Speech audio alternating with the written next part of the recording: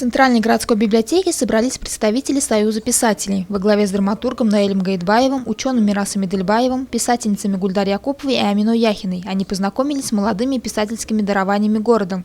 Маститые творцы отметили лучших и провели оценку произведений начинающих авторов Сибаи.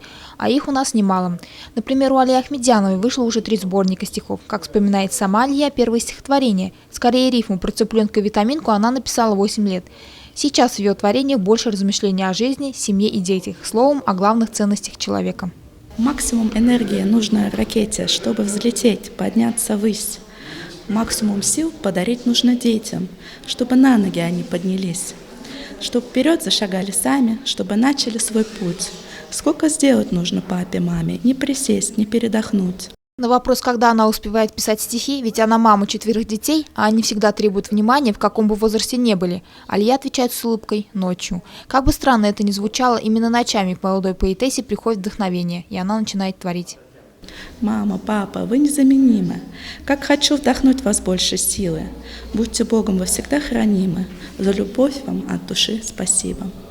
А вот Гульдару Ишьярову, Айбулат Сасанбаева, Елену Архипову и Татьяну Кузнецову можно назвать пока молодыми дарованиями. Им, конечно, есть над чем работать, но уже сегодня на ребят возлагают большие надежды.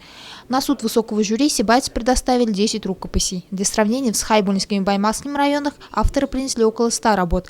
Со слов Амины Яхиной, члена Союза писателей, в которой не раз приходилось участвовать в подобных дискуссиях, в Сибае на рассмотрение изначально предоставили более 50 творений, среди которых были отобраны лучшие, готовые к печати работы. Всех на обсуждение поставить очень рано, потому что они в основном школьные, только начинают писать. Им надо еще учиться в школе, в своих кружках, да учиться надо.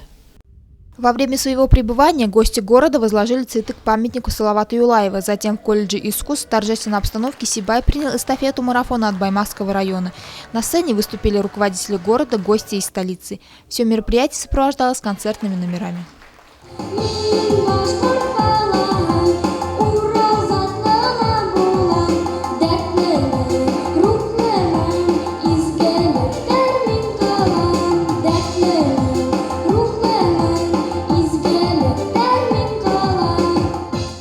Сам марафон «Литературная мозаика» проходит в рамках Года литературы. Сегодня Сибай передаст эстафету республиканского марафона городу Учалы.